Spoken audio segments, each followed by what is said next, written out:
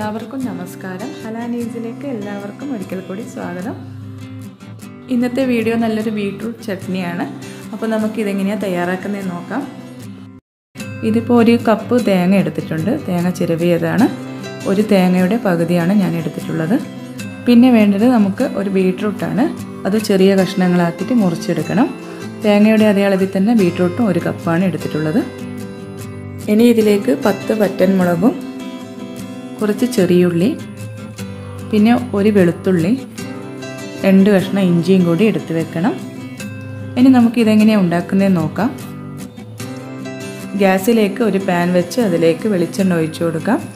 ഇതൊന്ന് ചൂടായി വന്നിട്ടുണ്ട്. ഇനി നമുക്ക് മുളക് ഇട്ട് കൊടുക്കാം. ഞാനിവിടെ 10 വറ്റൻമുളകാണ് എടുത്തിട്ടുള്ളത്. ഇതൊന്ന് വഴറ്റിയെടുക്കണം. കൂടുതൽ കരിഞ്ഞു പോകരുത്, ഒന്ന് വഴറ്റിയെടുത്താൽ മതി. ഇത് നമുക്ക് ഒരു പ്ലേറ്റിലേക്ക് മാറ്റി വെക്കാം. അതേ എണ്ണയിൽ തന്നെ നേരത്തെ നമ്മൾ അരിഞ്ഞു വെച്ച ബീട്രൂട്ടും കൂടി ഇട്ട് കൊടുക്കാം.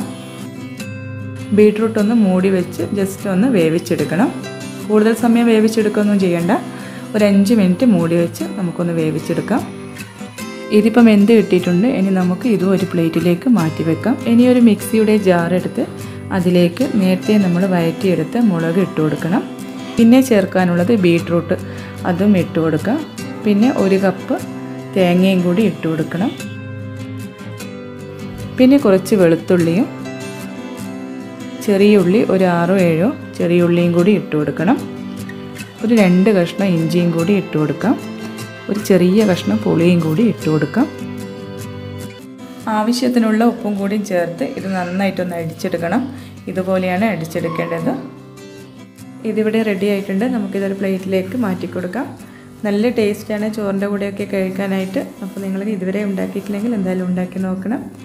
എൻ്റെ വീഡിയോ ഇഷ്ടപ്പെട്ടിട്ടുണ്ടെങ്കിൽ ലൈക്ക് ചെയ്യുക, ഷെയർ ചെയ്യുക. ഇതുവരെ സബ്സ്ക്രൈബ് ചെയ്യാത്ത ആളാണെങ്കിൽ ഒന്ന് സബ്സ്ക്രൈബ് ചെയ്യണേ.